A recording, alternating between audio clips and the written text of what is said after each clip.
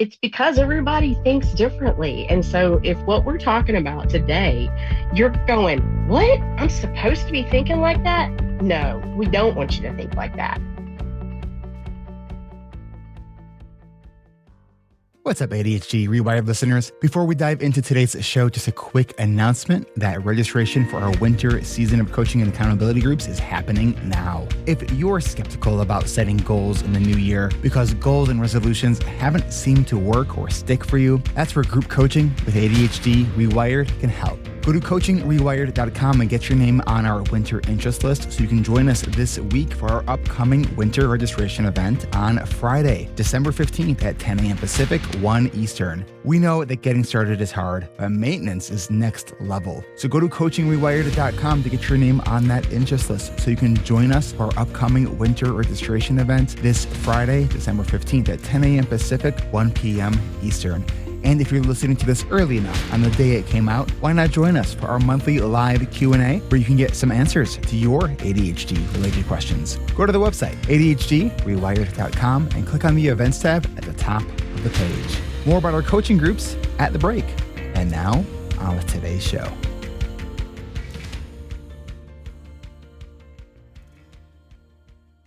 All right, welcome back to another episode of ADHD Rewired.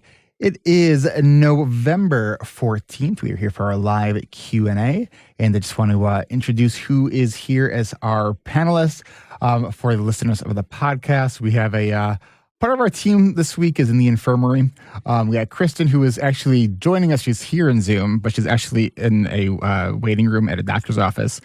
We have Lisa, executive assistant, and helps with so many things around here, is also home, not feeling so good. We have Laura. Hello. It's a beautiful day, and I'm excited to be here. And we have Coach Brian Entler. How you doing? I'm doing very well. Excited to answer some questions. Awesome. And in the waiting room, I'll give her a chance to just say maybe hello, unless the doctor's already taken her. Kristen Martz, one of our coaches. And we're going to then say hello to Marcus, who is going to ask the first question for the day. So Marcus, how can we help you? All right. Well, so I've been in business for about 17 years, self-employed as a photographer. But in the last 5 years, it's just been an absolute struggle. The income has been stagnant, if not absolutely dropping off. And I know so much of it is attributed to just my inability to focus and to really truly determine like where I should be putting my time and my energy. I've gotten kind of sucked into the different sort of productivity models and the whole productivity porn on YouTube, and every app under the sun I've tried, and have become more of an expert on the ins and outs of Notion versus running my business. And I could just really use some help on just even some building blocks of some ways to sort of, keep on track, or I guess questions to ask myself, just to be like, okay, you're on the right track. You're doing what you're supposed to be doing. Because I seem to reinvent that to-do list weekly. What are you aiming towards? Consistency. Right. But so you've been in business for yourself for 17 years as a photographer. Mm-hmm. What is it that you're wanting to do? So the last 5 years, you said it has been kind of a struggle. What are your goals right now? The goals, honestly, are just to, and I say consistency with all seriousness, to have resolve, to follow through with something. I would say like the goals, and I think this was something I had even addressed when I was in group, was I've had now, I guess it's probably been more than 5 years to where I didn't have any goals for myself because I never trusted myself to finish anything. So it seemed like such a ridiculous way to answer the question of goals, but it's still kind of that way. I feel like I know how to do the things, and I mean, I've learned so much, but there's still a lot of that, I guess, self-doubt that's kind of keeping me sort of shackled on moving forward. Again, so help me understand what you're moving forward towards. That's what I'm not hearing. Okay. I'm really wanting to keep things, or restart things to where, and then how do I formulate this? Just in a way that I can have consistency in what I'm doing in the effort, to where I'm sort of, I'm doing all the tasks that I need to do to keep myself busy and the business moving profitably. Okay, so I think the obscurity in my response is equal to the way that I'm just thinking about this, to be honest with you. Well, what's that I always butcher the quote, but from Alice in Wonderland, when she's like, well, which way do I go? It's like, well, it all depends. Like, where are you trying to head? And says, well, if you don't know, it doesn't matter which way you go. Right. And part of what I'm hearing is like, you want consistent action, but to what end? Mm-hmm. Right. And that's ultimately, I guess I don't know. Okay. So what do you think has happened in the last 5 years? We said that your business has been not doing as hot as it was previously. Like, have you identified what you think the challenges are in your business right now?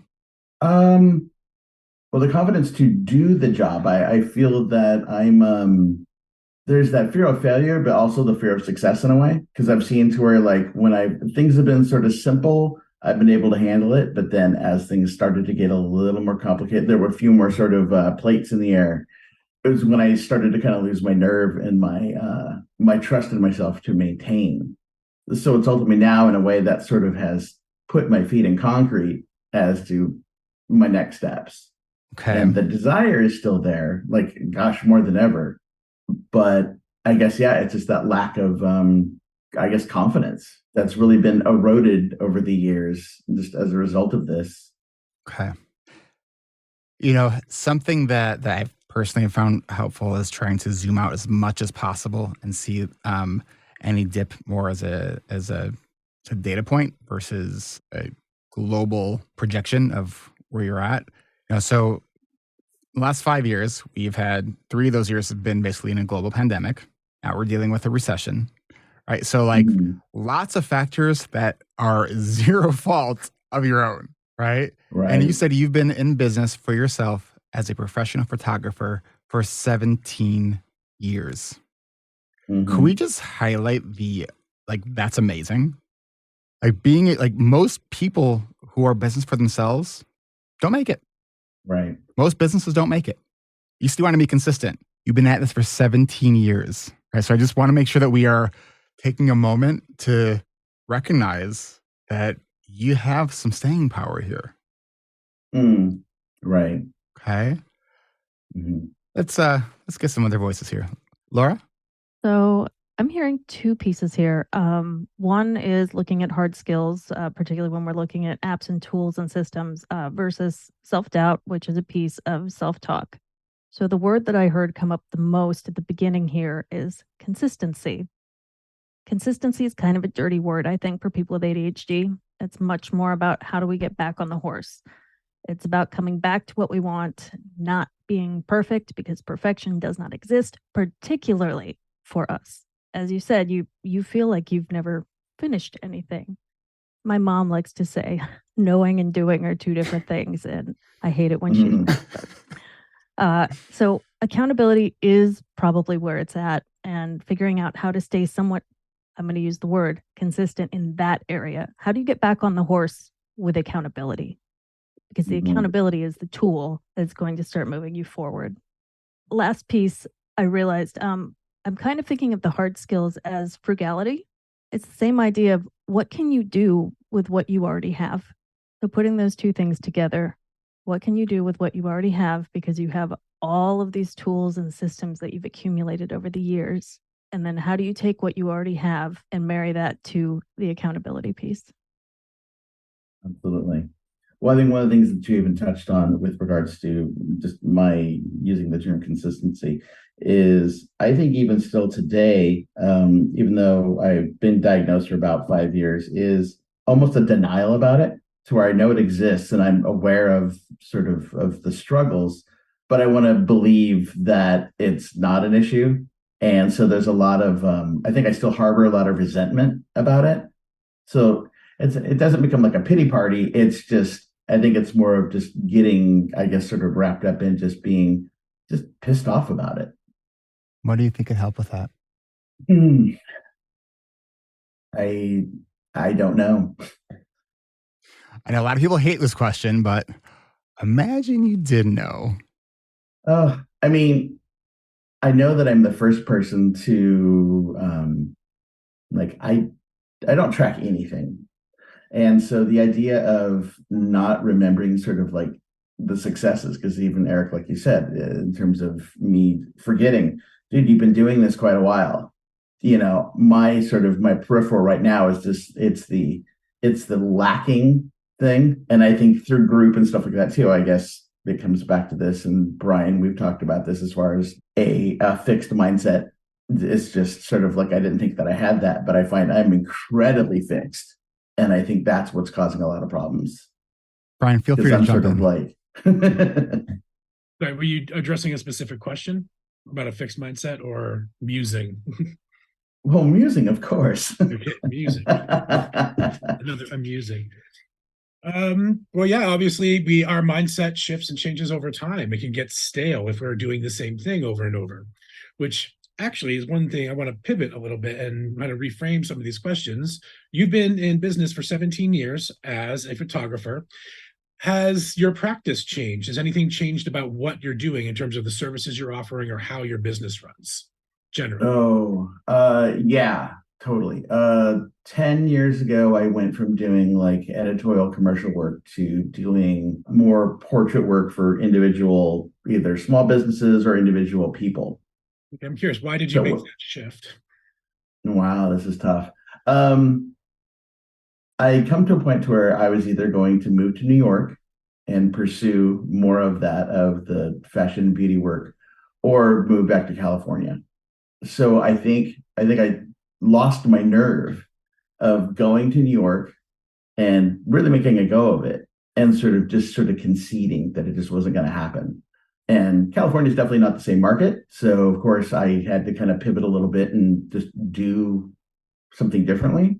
And it became just kind of this easy thing for me to kind of fall into, that I'm like, oh, I can be, rather than trying to, scramble through a sea of people in the commercial world, I can maybe stand out in this market. And so that was about 10 years ago. Okay. And you've been doing that, kind of working in that market with those offerings for about 10 years now. Correct. And that was a decision, a shift you made to cater to the market where you're actually located. You have to do the work that's available to you. I'm wondering, so would you say you're passionate about running your business? You're passionate about being successful. Are you passionate about the work you're doing right now? The type of work? Not all of it. No. Okay, that's very valid. We all do work that we're not passionate about, except for coaching. Coaching's awesome. But other work, a lot of us have to get through doing stuff that we don't really want to do. So I'm curious, so you've been in that state where you've been doing the work that's available for about 10 years, and you've invested a lot of times in productivity systems and management systems, but you already acknowledge that you feel like your mindset and your emotional state might be getting in the way. Some of the things you're describing sound very consistent with burnout. Do you think you could possibly maybe be experiencing some burnout? Without a doubt. Yeah. I've thought about that, and then it's that whole trying to talk yourself out of it. No, you're fine, and keep pushing. It's more of a thought question. I mean, I can't answer it for you, but just something that right. Yeah, absolutely. That burnout piece though is real, and something that in conversations that I've been having with people is realizing this idea that sometimes we get into this phase of like burnout, but we have these obligations, people counting on us, and so we somehow dig down deep and muster the energy to keep on going. And then we get in this cycle of like, we aren't really allowing ourselves to have this time for recovery. And so I'm kind of thinking about burnout through this lens of like re-scarring burnout scars without really giving it time to heal.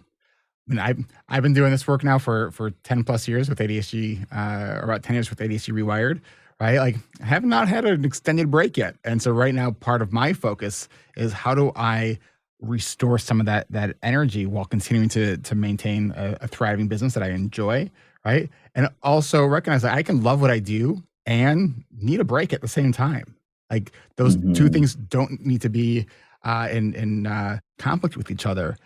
I'm also wondering, and I'm thinking about a conversation that Brian and I actually had. I was actually doing a coaches meeting. I think that you're maybe thinking about the same thing. So over the last season or two of our coaching groups, with shifts in the economy and the world kind of opening up, we noticed that there was a bit of a dip in interest. And so we've done some things around, we lowered the cost, returning it to kind of 2020 pricing. And that has actually helped. But as we're trying to kind of figure out, okay, like what else has changed? Brian asked me this question that has definitely stuck with me. And he says, it sounds like, Eric, that you are actually taking the blame for the state of the economy. And it was one of those questions where I was like, damn it, Brian. Because I recognize yes, that was, I wasn't explicit about it. But when he said that, when he asked me that question, it clarified, oh, yeah. Like when he recognized it that way, it's, I guess, not logical, right? It's like, so that taking a step back, learning to be a little bit kinder on ourselves and the process. I'm wondering, with where you're at right now, instead of like beginning with this idea of, let me brainstorm all these possible ideas, what if you brainstormed possible questions? Like really focus on the idea of question storming. Right? Like, so what we need to change? What other opportunities are out there? What if I did need to pivot? What kind of things might be options? Yeah. Because I do think it's so important for us with ADHD that we do need to have a level of we need to kind of get jazzed by what we are doing, right? Like, and I think if we are not, it's just hard. It's just really hard when we are kind of going through the motions. It's one of the superpowers that neurotypical people have is they can work jobs they don't like. Neurodivergent folks like us, we have to like the majority of what we are doing in our work to succeed at it. Brian? Well, I was going to exactly where you were going. We've discussed this before, Eric, where it's very difficult for ADHD people to do work they find unsatisfying, boring, monotonous in the long term, because ADHD is a state of being. I'll say that. I'm not going to say it's a disorder. It's a state of being where our reward system, our dopamine-based reward system in our brain is impaired. It doesn't work as well as neurotypical people. We're not getting the rewards. It's very like that. The dopamine hit from actually being invested in our work. It's much harder for us to stick with it long term. And I can relate to this. My first career after college, I worked in finance and banking and kind of crashed and burned after 4 or 5 years, even though I was very, very capable. I just couldn't deal with the monotony of it. It just was not stimulating at all. That's why I think there might be something going on there. Like, just keep that in mind. We're like, sometimes we really, to be invested, ADHD people really need to be stimulated. We're always seeking that stimulation. So if it's become this like kind of bland malaise of the same non-interesting work over and over, might want to look at that, your emotional connection to that. No, absolutely. Absolutely. Because one of the things that I had identified was that because where I'm sort of, my shortcomings are on, the back end, the business side of things, whether it be the accounting or the marketing or things like that I generally just don't really like. Like, I got into this because I love being out with people and engaging and being creative. It's very on the fly, super stimulating. So I still really love what I do, almost regardless of what the subject matter is. It's just being out and doing it. So I know that there's still some life in it for me. It's just trying to figure out how to, I guess, get past some of those things that I've allowed to bog me down and to feel bad about, to go, oh, you're not the accountant you thought you could be. So I guess it's working through that to feel like, no, you can go out and be the photographer you wanted to be. So what do you see as sort of next action steps for you, Marcus? Now that you've kind of gotten an unofficial mastermind right here. Right. Right. Thank you, everyone. I guess really I need to look at like what are those responsibilities or jobs that are truly bogging me down, that don't fill me up, and that are just making even the things that I do look forward to not as good. And then figure out, how quickly can I delegate that to someone and just get it off my plate. Brian, you follow up? That's exactly what I was going to say. How many of these things can be outsourced? And I'm not asking if they can be outsourced, how many of them can be outsourced, because some of them can. Right. Yeah. All right. Well, I hope that was helpful for you, Marcus. Absolutely. Thank you, guys. All right. Well, thank you. We're going to take a quick break, and we have a bunch of other questions here in the queue. So we will be right back. Support for ADHD Rewired comes from our award-winning online coaching and accountability groups. Our winter season starts in the new year on January 11th of 2024, and registration is happening now. Learn more at coachingrewired.com and get your name on our winter interest list so you can receive your invitation to join us for our upcoming registration event this Friday, December 15th at 10 a.m. Pacific, 1 Eastern. It's hard to believe that December is already almost halfway done. The holiday season is upon us and the new year is creeping up fast. So if you've been thinking about what your plans are going to be in the new year, but have no idea where to start, whether it's fatigue and planning to recover from the holidays, you aren't sure of the goals that you want to pursue in the new year, or you've been shying away from New Year's resolutions because you feel they end before you even start, this is where coaching with ADHD Rewired can help. Yes, ADHD can get in the way of our best intentions, and for some of us, being neurodivergent means this time of year can be overwhelming and difficult to recover from. So whether it's planning, creating new routines, improving self-talk, asking better questions, setting goals, and creating actionable to-dos, or giving ourselves permission to engage in more self-care and dream big, don't wait any longer. I decided to join the group because I was really lost. I really felt like I was drowning in life. I would, in the mornings, just be like, why is this so hard getting ready for the day? When I'd come home from work, I would be like, why is this so hard? And not also knowing which direction to go. Especially as a mom, you just have people dependent on you. And when you're like supposed to be the anchor, it was rough. And I needed something to do and to change where I was going. Because really, I was just floundering. There really was a lot of value in hearing from other people and their experiences. I really want to remember like all the planning skills and practices that we had together, and the value in the year, the month, the week, the day, and all those different perspectives help. And we all have brains where we make connections so well, and so that really helps us. And the legacy too, that was huge, and how that really all fits together into one puzzle instead of flying by the seat of my pants like I was before. There are a bunch of people who have some of the same difficulties as me. I am not alone, and my biology makes my path, understanding, and emotions different than what other people around me probably look like, and that can be okay. Everybody sharing the same story. It's like, oh, is that problem? You have that too? Oh my gosh, I'm not the worst person in the world. Like, that kind of stuff is really good for me. You know, hearing everyone else and hearing their stories and just the emotion that comes through, and realizing I had been missing that, like those kind of conversations for a couple years. Just hearing everyone's authentic story. I want to hear it. I didn't know what to expect. It was just absolutely worth it. I've gained so much. It just completely changed my outlook. I'm learning to reframe things. I see value in myself. I see where I can succeed. I see where I can have a lot of growth. If you're thinking of joining this group, just do it. You cannot regret this. You will not regret it. You only have gains. It's hard, but it's so worth it. The new year is just around the corner, and you deserve to have 2024 be your best year yet. So if this helps you, then here's your permission to dream big, create, or re-engage with your wildly important goals, and for you to start the new year by starting with you. And the best part about group coaching is that you won't have to do any of that alone.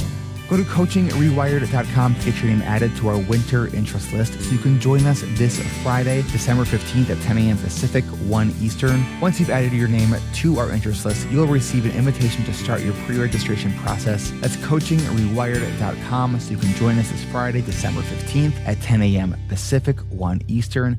And if you're listening to this after that, go to the website to find out when the next registration event is, but don't wait.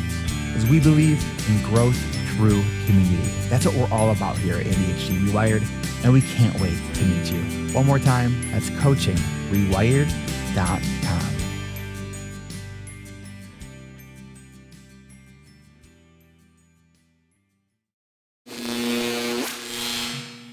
All right, we are back.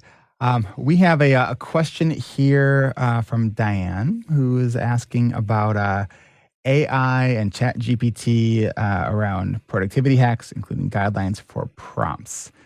Dan goes on to say that they've struggled to develop a customized hybrid task management productivity system. She wants to know what our best practices are, ahas for getting stuff done. Wants us to walk us through our workflow process.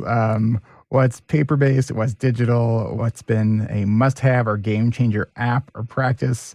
Okay, so this is a question that sometimes I think can require several months to really grasp. This is a lot here.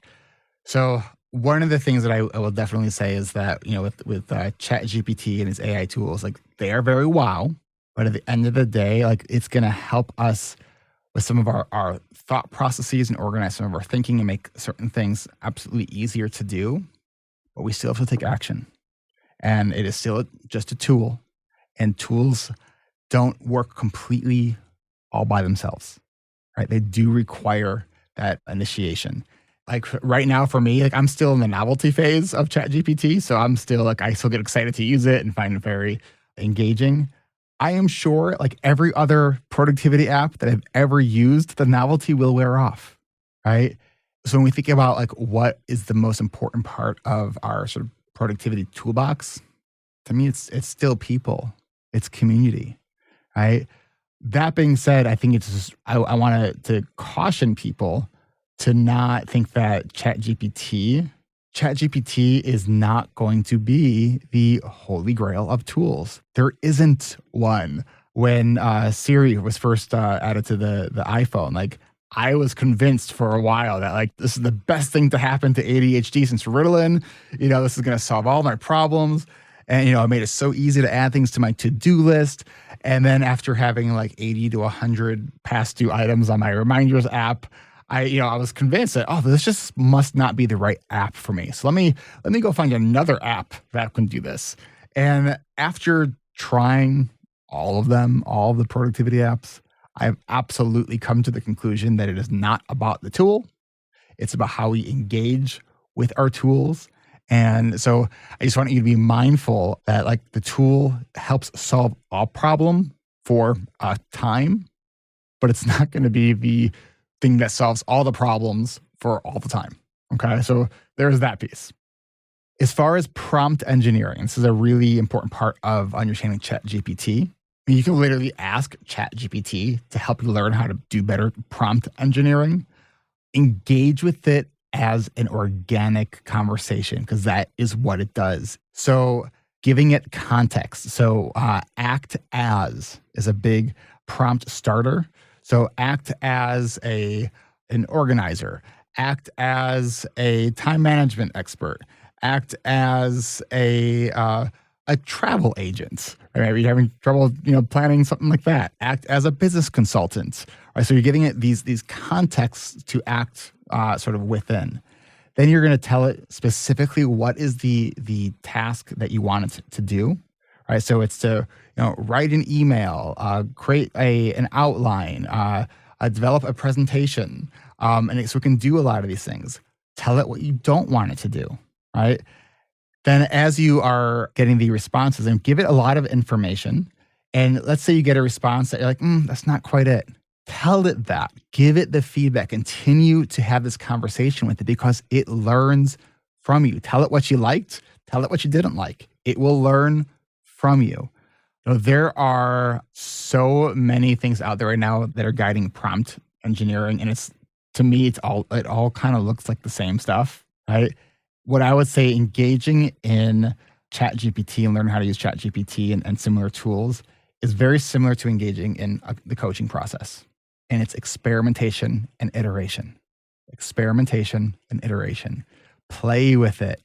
You're not going to break it. There's no like right or wrong way to do it. Experiment and play with it. I will mention one tool that that I think is kind of cool that I just learned about last week. It's called Goblin.tools. And I think it actually runs, the engine behind it is ChatGPT. But one of the things I like about it, they have this thing called the estimator.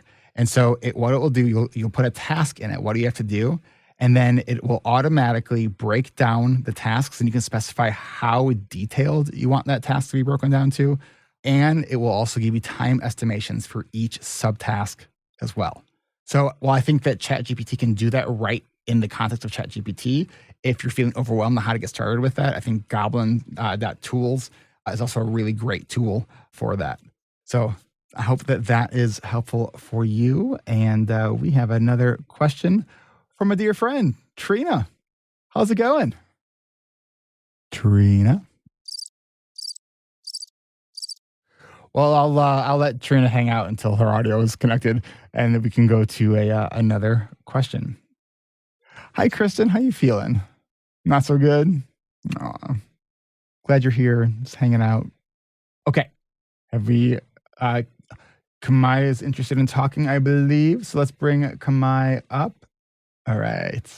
Hi there. Hi, Kamai. How are you? Good. Thank you. My question is, well, there are two questions. Okay. One is more from a larger perspective.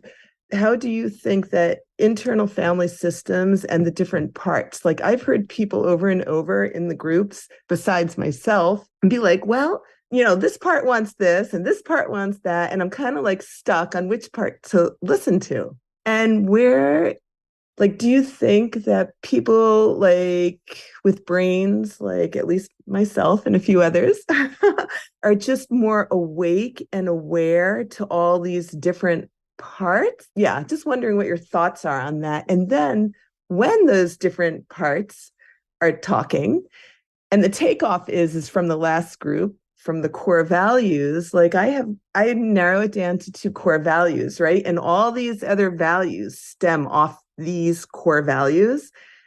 So which part, which core value to which part am I pleasing, listening to and working with?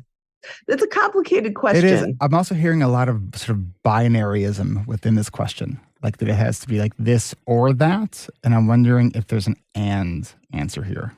Yes. And I think that's why, so I can narrow it down to 2 core values. And my reflection is that there's an agreement, in a sense, on the parts. And that's why it could be narrowed down. And then once it's narrowed, there's that general agreement besides them, that's where it starts getting this and that and that and this. So let me back up just a little bit just for listeners. So IFS stands for Internal Family Systems. The creator of IFS clearly did not talk to any marketing people because it is a really bad name for what it is, because it has nothing to actually do with your family. The idea of internal family systems, it comes from systems theory, which describes how everything is sort of interconnected within the people and our relationships that we have with others. And so we have these various parts internally. There's a book actually called No Bad Parts, where it talks about how to understand how each of these parts is serving a role in our lives and trying to really listen to it. Now, I've done some reading and some training on IFS. I say my most of the experience I've actually recently had in IFS is actually in therapy as a client. I think it's really interesting sort of thinking about what are these different drivers. In a lot of ways, I think our internal family is the drivers of our motivations and actions.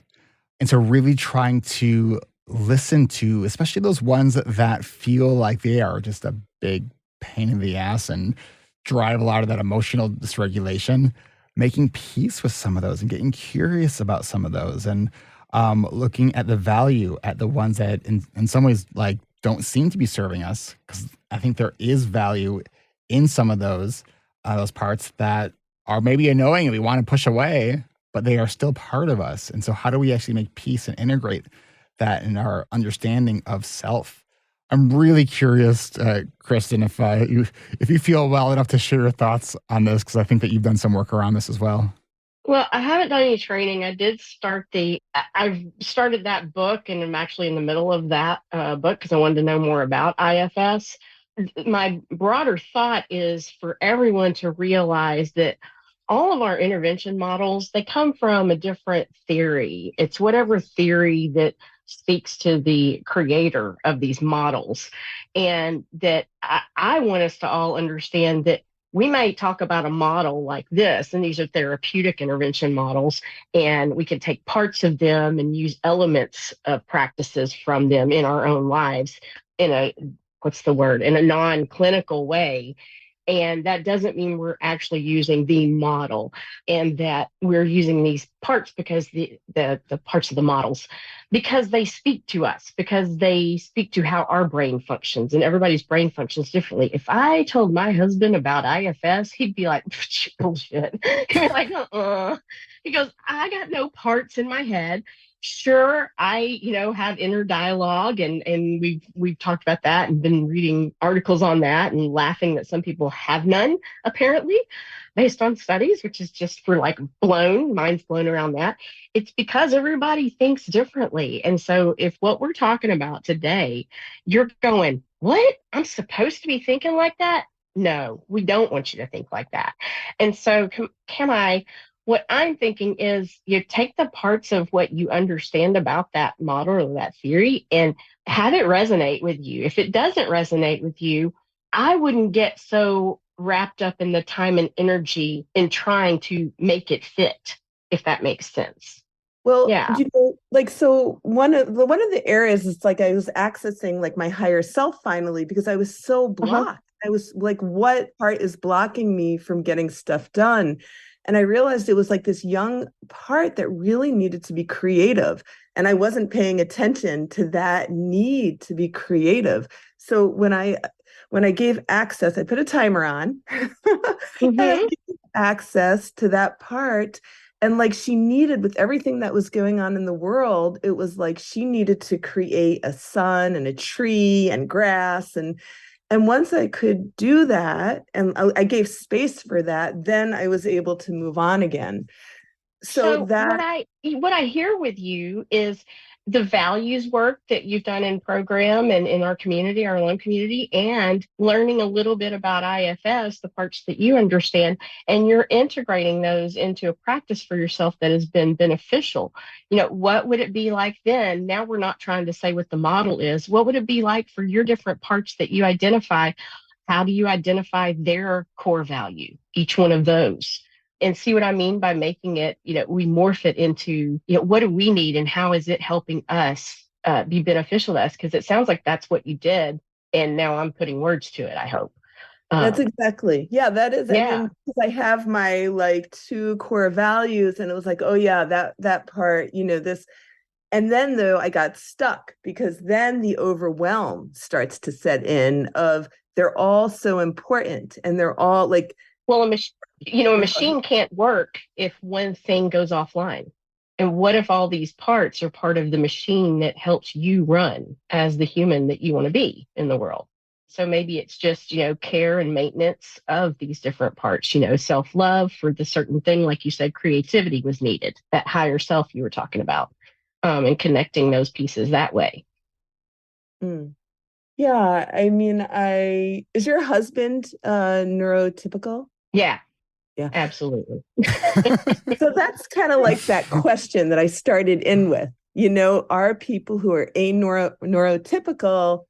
I don't know how you want to. My son is neurodivergent, and I think he falls more in line with his dad in this right here. So I don't think it's a neurotypical neurodivergent. I think sometimes we might get too wrapped up in that sometimes, because I think all brains are different and unique.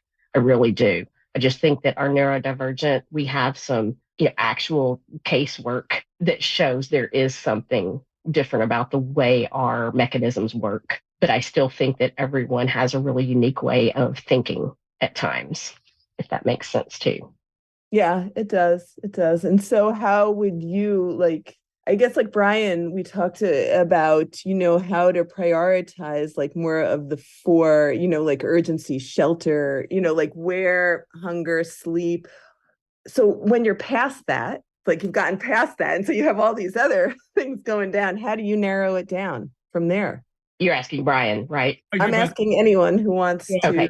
The other day we were in GPA, my session on the alumni network, and Kim and I was having a difficulty prioritizing, and I used, try running it through like Maslow's hierarchy of needs, if everyone is familiar with that, where the base level of the foundation is, shelter, your physical well-being. Kamai was trying to decide between fixing a window in her house and working on a more creative project. And I said, well, maybe in the light of that, you want to work on the window in your house to make sure your house's physical environment is secure. But what I think what Kamai is what you're referring to now, if I'm getting it correctly, is like what happens after you get past the base level things. There's actually another version of the Maslow's hierarchy of needs. I can't recall what it's called, but instead of a pyramid, it's a boat.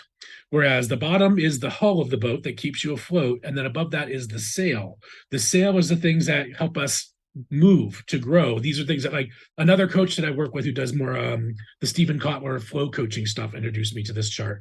The base level stuff is the stuff that keeps you afloat, the kind of base pyramid. And then the other stuff, the higher level stuff, that's the stuff we invest energy in because we want to grow. We want to, capture the wind and sail away. So a little bit of a nuance on that, but like we've achieved that. And then you have to wonder, like, everything above that is something we're doing to grow, to thrive, to invest in.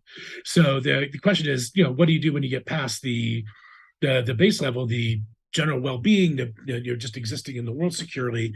That's when you can start investing in creative stuff, and the creative things that we can grow in. So when you ask, what do we do when we get past our base level needs? Can you refine, what do you mean by what do we do? Do you mean how do we prioritize after that?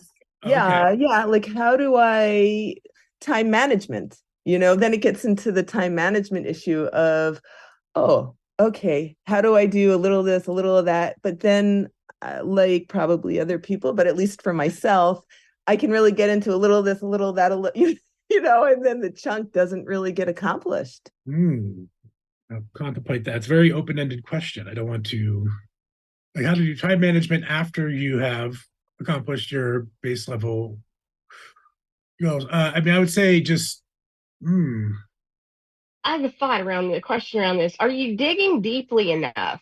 Are you questioning and then after you answer that, you're questioning again to determine, is this in the safety, security, the hierarchy needs, the survival, or is it up into the values? And could you keep peeling back the layers to get to which one gets to my two core values first, if that would be helpful of a way to prioritize. Yeah, that's pretty deep. I gotta like. Your question's deep. I know. I love this. It's pretty cool.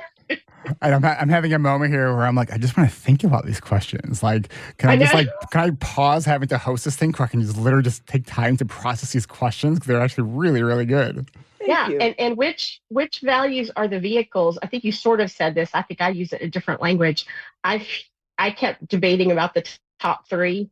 And once I realized, these two are the vehicles that get me to this one, I finally figured out what the core one was. And that's what I meant by I kept unlayering. I kept asking, well, if I have creativity, do I have connection? Not always. But if I have connection, do I have creativity? Well, yeah, because I use my creativity to make connections. It's not a concrete answer. It's an answer specific to me. That's what I know. How I use connection is I use my creativity. I get creative with what I want to ask someone, or I connect with them because of my creativity per se. But yeah, so, thinking that way, maybe that's a way to sort of, I love this because now I'm thinking, how can I prioritize certain things? And when I hear people say, well, I go to work for the money. I go, well, okay, what about the money? What do you need the money for? Well, I need to pay for this house. And I go, do you need to pay for that house or for any house or for shelter? So we get down to is the value in having a magnificent house that costs more than typical, or is the value in just having shelter? So can you reduce the space you live in? If they're thinking money problems, that's what I mean by unlayering and getting to the value piece. Is not just going with a house, but going, is it because it's this house, or it's because a shelter for you? I think those are lots of questions that are going to require some time to think about. So with that, we are going to take one more really quick break and then come back and answer, I think, one more question. And then we're going to be wrapping this one up. So we will be right back. All right, ADHD Rewired listeners, it is once again time for some of your favorite parts of this podcast. It's the ad for a product or service that doesn't actually exist. Introducing the New Year's Resolution Randomizer for the ADHD mind. Are you tired of setting the same old New Year's resolution only to forget what they were by February? Not February. Only to forget what they were by January 2nd? Do you find yourself overwhelmed by the endless possibilities of self-improvement only to end up binge-watching shows about people organizing their closets? Or some other magical shit like that? Well, worry no more. The New Year's Resolution Randomizer for the ADHD mind is here to revolutionize your resolution setting experience. This state-of-the-art, somewhat reliable system is designed specifically for the wonderfully wondering minds of the ADHD community. Just input your interests, your wildest dreams, and how many times you've forgotten your coffee in the microwave this week, and voila! Our patented algorithm, powered by the collective distractibility of 1,000 squirrels. Squirrel jokes are too overused. Maybe unicorn? What about squirrelicorns? I'm not sure if that works, but we're going to try it. Powered by the collective distractibility of 1,000 squirrelicorns, will generate the most unexpectedly perfect resolution for you. But wait, there's more. Each resolution comes with its own set of randomly timed reminders popping up when you least expect them, during a meeting, in the middle of your shower, or right as you're finally about to start that thing you've been putting off. It's kind of like the perfect blend of chaos and motivation. So why settle for boring, achievable goals? Let the New Year's Resolution Randomizer for the ADHD mind bring a spark of unpredictability to your planning, because that's what we need. After all, why make resolutions you might forget when you can make ones that you'll never even see coming? Disclaimer, the New Year's Resolution Randomizer for the ADHD mind is not responsible for any resolutions involving skydiving in Antarctica or learning Klingon. Use with a sense of humor and a dash of daring. Batteries not included. And just in case you missed it, this is not real. But you know what is real? All the support and connection and community that we have right here at ADHD Rewired. Whether it's our coaching groups, our adult study hall co-working community that you can find out more about at adultstudyhall.com, Patreon, or Facebook community. There's probably something else I'm forgetting, but ADHD Rewired really is all about community and connection. And let me tell you, that is real. Oh, you know what else is real? My birthday's coming up at the end of December, December 29th. I don't know if this is even possible or feasible. We have like 800 and some reviews on Apple Podcasts. Maybe we can get it to 1,000, because I know that there's a bunch of you that keep meaning to leave a review for the podcast. What if this is the month where you do it? If I remember, I'll try to remind you to do it again next week. But I don't know, just maybe assume I'm not going to remember that unless I write it down, which I might. And I'm rambling now because I didn't script this part out. And I'm going to get back to the episode right now. But please leave a review, because I'd appreciate it. It would mean a lot. Thanks. Now back to the show.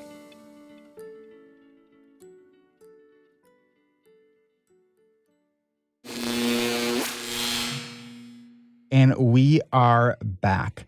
Let's see if we have one final question. Let's go to Juliet. Juliet has questions about managing teenage boys with ADHD. So my one sort of like, I guess it's sort of a joke about teenagehood is the cure is time.